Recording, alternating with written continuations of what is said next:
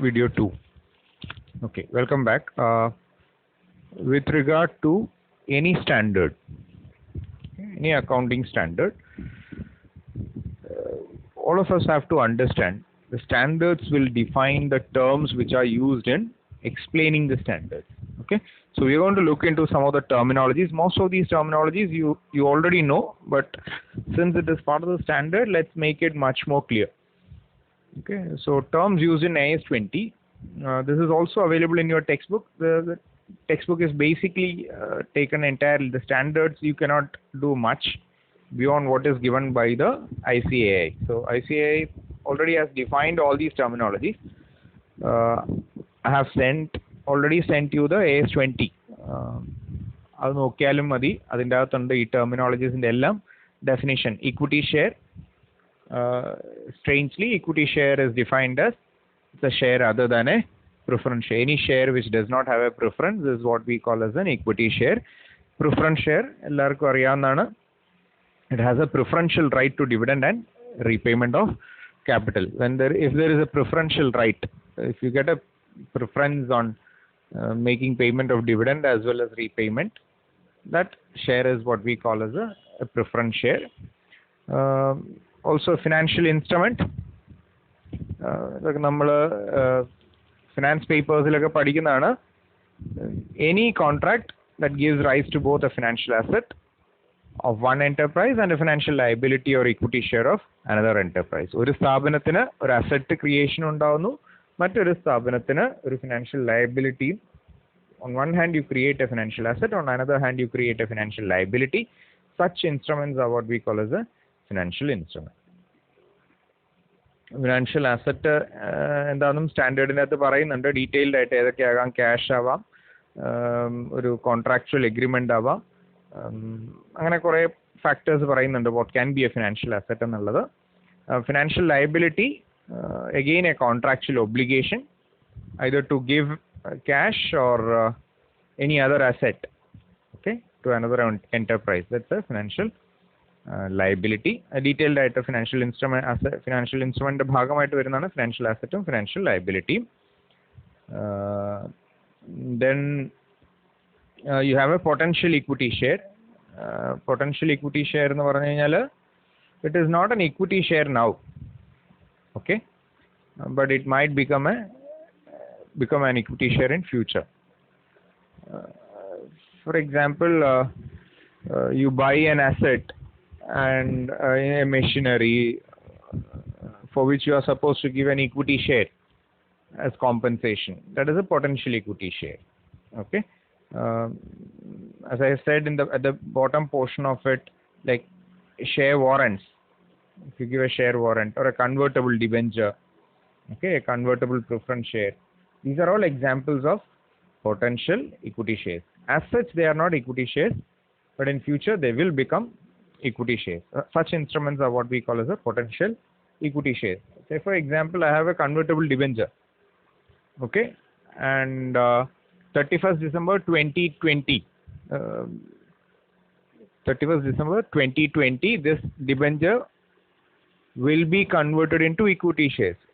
That means as of now it is not an equity share, but by 31st December 2020, the debenture will be cancelled out and equity shares will be provided to the debenture holders at that time. Okay, such instruments are what we call as a potential equity share. Similar is the case with share warrant or option to convert, for example, employee stock option plans. Okay, so employees do have an option to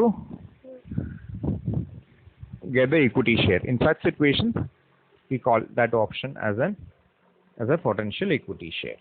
Okay, so I'll finish off that part. Share warrants and options. Then what we call as a fair value. Fair value, nyaya vala, is the amount for which an asset could be exchanged, or let's say a liability has to be paid off. What is the amount for which that liability has to be settled or paid off? If the contract is between sane people, or let's say knowledgeable, genuine transactions, through such transactions, whatever is the value agreed upon for settling a liability or buying an asset, okay, that value is what we call as a fair value, right? Okay, so another potential equity share is your rights issue. What do you mean by rights issue? Existing shareholders, whenever there is an additional offer of shares to the public, before the public gets to subscribe, the existing shareholders do get a right to subscribe. Such issues are what we call as right issues. So whenever a right issue is there, that is also a potential equity share, because if existing shareholders do buy it, that will increase the number of equity shares. Bonus issue, capitalization of your profits is what we call as the bonus issue. So that will also increase the number of equity shares. All these are factors, majority of these factors are basically which increases the number of equity shares. നമ്മൾ നേരത്തെ കഴിഞ്ഞ വീഡിയോയിൽ പറഞ്ഞ പോലെ dilution പറഞ്ഞിരുന്നു അല്ലേ, diluted EPS calculation ഞാൻ പറഞ്ഞു, it dilutes the earnings of the existing shareholders. എങ്ങനെയാണ് dilution വരിക? നമ്മൾ പറഞ്ഞ ന്യൂമറേറ്റർ ഡിനോമിനേറ്റർ എടുത്ത് നോക്കിയാൽ മതി. EPS calculationൽ numerator was the profit available to equity shareholders, pays ആയിരുന്നു, divided by Vains ആയിരുന്നു. Vains is weighted average number of equity shares. If the number of equity shares increases, okay, the denominator gets heavier, അല്ലേ, denominator വലുതാകുകയാണ്. denominator വലുതാകുമ്പോഴത്തേക്കും obviously EPS will be lesser. So with that angle we are saying these are all having dilutive powers, അല്ലേ. അതിനെയാണ് നമ്മൾ potential equity shares അല്ലെങ്കിൽ rights issue, share warrants, options, bonus issue, these are all factors which increases the number of equity shares outstanding. Okay, share split and reverse split. What is share split? Share split basically means we are reducing the face value of the equity share. Say for example, a 10 rupee equity share is going to be reduced into 2 equity shares of ₹5 each. The face value is reduced to 5. The value does not change, only the number of equity shares varies. That is called as share split. You are dividing the existing shares into shares of smaller face value. Reverse of that is what we call as reverse split, wherein the number of shares is getting lesser. For example, a 2 rupee equity share, we are consolidating. Also, let's say we are having a reverse split. We are making 5 2 rupee equity shares into a new equity share of ₹10 face value. That is a reverse split.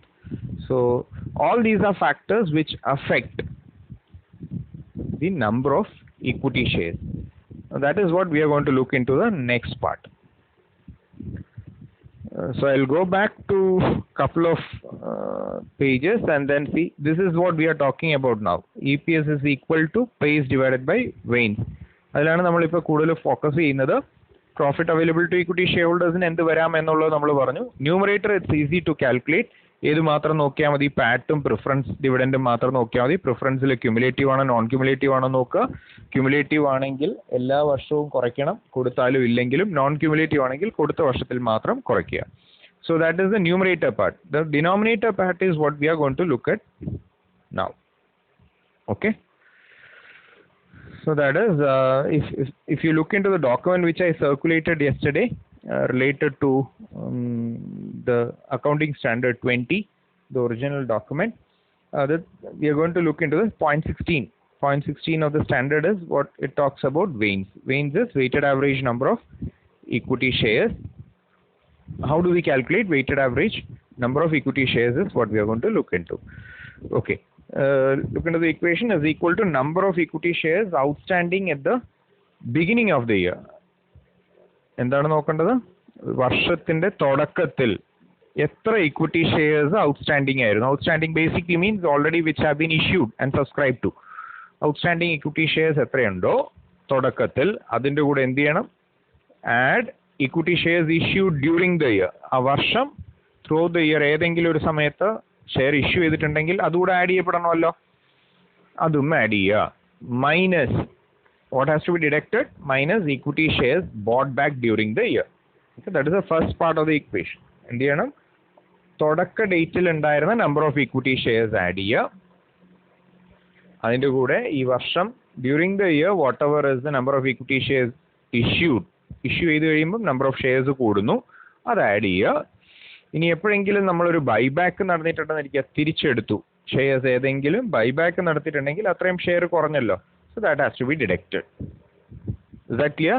ഈ മൂന്നും കൂടെ it has to be within the, നമ്മളിപ്പോൾ പറഞ്ഞിരിക്കുന്നത് പോലെ it is within the bracket. എവിടെയും this much is within the bracket. Number of equity shares outstanding at the beginning, issued during the year and bought back during the year. First two has to be added and the last has to be deducted into what we call as a time weighting factor. എന്താ പറഞ്ഞിരിക്കുന്നത്? Time weighting factor എന്നാണ് പറഞ്ഞിരിക്കുന്നത്. So we have to understand what is this time weighting factor also. Okay, അതിനുള്ള equation ആണ് അവിടെ താഴെ പറഞ്ഞിരിക്കുന്നത്. What is time weighting factor?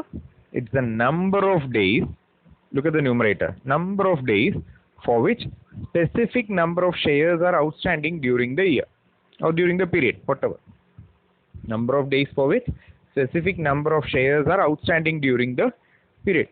Let's say for example, ഒരു പെർട്ടിക്കുലർ ഷെയർ ഏതെങ്കിലും ആയിക്കോട്ടെ, ആ ഇപ്പം നമ്മൾ നേരത്തെ പറഞ്ഞല്ലോ ഓപ്പണിങ്ങിലോ ക്ലോസിങ്ങിലോ ഉള്ളത് number of days for which specific number of shares are outstanding എന്നാണ് പറഞ്ഞിരിക്കുന്നത്. ഓപ്പണിംഗ് ഡേറ്റിൽ വി ഹാവ് 500 ഷെയർസ് എന്ന് വിചാരിക്കുക. Okay, so number of days for which specific number of shares are outstanding during the period.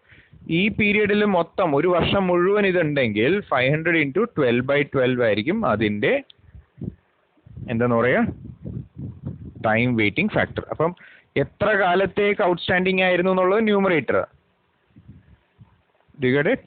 number of days for which specific number of shares are outstanding during the year. അപ്പോൾ 500, ഈ പറഞ്ഞ 500 share 12 മാസവും ഉണ്ടായിരുന്നെങ്കിൽ into 12 divided by എന്താ പറഞ്ഞിരിക്കുക total number of days during the period. ഒരു വർഷത്തിൽ മൊത്തത്തിൽ എത്രയുണ്ട്? another 12 months. Okay, I'll repeat. Suppose I have 500 shares at the beginning of the year, and if that 500 shares is going to remain with me for next 12 months, ഒരു മാറ്റവും വരുന്നില്ല, issue വരുന്നില്ല, buyback ഒന്നും വരുന്നില്ല എന്ന് വിചാരിക്കുക. Assume that is a scenario. അങ്ങനെയാണെങ്കിൽ number of days for which specific number of shares are outstanding during the year എന്ന് പറയുന്നത് എത്ര ദിവസത്തേക്കിരുന്നു? 12 months. ഇപ്പം ഞാൻ എളുപ്പത്തിനാണ് 12 months പറയുന്നത്. Standard is only talking of days. Standard is never talking about the months. But for ease of understanding, I am just putting it as 12 months. അല്ല കുറച്ചുകൂടെ ക്ലാരിറ്റി വരുത്തണമെന്നുണ്ടെങ്കിൽ ഇൻറ്റു 365 days. 360 ദിവസം എൻ്റെ കയ്യിൽ എത്ര ഉണ്ടായിരുന്നു? 500 ഷെയർസ് ഉണ്ടായിരുന്നു. Divided by total number of days during the period. ആ പീരിയഡിൽ മൊത്തത്തിൽ എത്ര ദിവസം ഉണ്ടായിരുന്നു? ഒരു വർഷത്തേലേ നമ്മൾ കാൽക്കുലേറ്റ് ചെയ്യുന്നത്. അപ്പോൾ into 365/365. So what is the answer? Is 500 itself. You get the point? So time weighting factor എന്ന് പറയുന്നത് എന്തേ ഉള്ളൂ? 365/365 ആണ് time waiting factor. Do you understand? 500 is the number of shares at the beginning multiplied by time weighting factor എന്നല്ലേ ഇവിടെ പറഞ്ഞിരിക്കുന്നത്. So multiplied by time weighting factor ആദ്യം കാണണം. ടൈം വെയിറ്റിംഗ് ഫാക്ടർ എങ്ങനെ കാണും? Number of days which this particular number of shares is with us divided by total number of days of the period. അതാണ് 365/365 in this context. Are we clear? Okay. So take your time. If you are not getting it clear, pause the video, listen to it again. That's how we can proceed on this. So I'll stop with this two, and then I'll come to the third video later, where we will look into some calculation as well.